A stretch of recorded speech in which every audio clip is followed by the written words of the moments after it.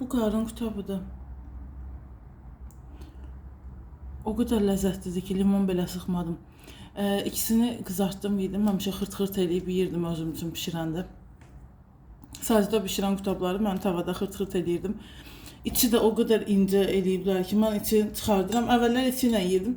Sonra ağlım başıma gələndən deyirəm yeməyim də, bişməz içində falan. Ancaq göy yeyim, pendir yeyim falan.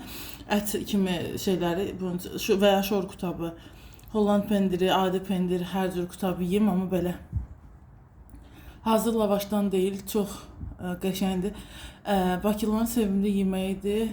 İlk dəfə Naxçıvanlılar da yeyəndə xoşlamışdılar. O epizod yadıma gəlib uşaq vaxtdan, o vaxtdan. Başqa kutab haqqında nə deyə bilərəm? Heç nə incə yayılıb deyə özündən gedir xəmir.